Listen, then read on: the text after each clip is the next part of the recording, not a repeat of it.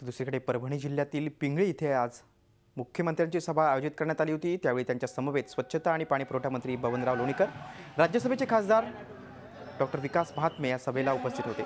यावेळी बबनराव लोणीकर यांनी उद्धव ठाकरे यांना शोलेतल्या असराणीची उपमा देत त्यांच्यावर टीका केली। तर मुख्यमंत्र्यांनी शेतीच्या सर्वांगीण विकासासाठी महाराष्ट्र सरकारचं काम आदर्श असून भाजपला मतदान करण्याचं आवाहन केलं। उद्धव साहेबांचं झालं नेमकं काय? शोले पिक्चर मधल्या असरानी सारखं।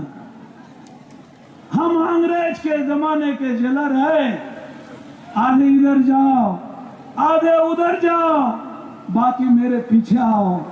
पाठीमागे काही नाही है। महाराष्ट्रात फक्त भाजप आणि भाजपची हवा है। आधे इधर आधे उधर नहीं, सब भारतीय जनता पार्टी के पीछे सब।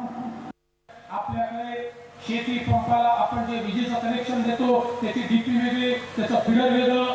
आम्ही ठरवलं हे फिडर सगळं सोलारवर टाकून द्यायचं आणि ते सोलारवर जर आपण टाकलं तर त्या माध्यमातून शेतकऱ्याला 12 महिने झी 24 तास रहा एक पाऊल पुढे।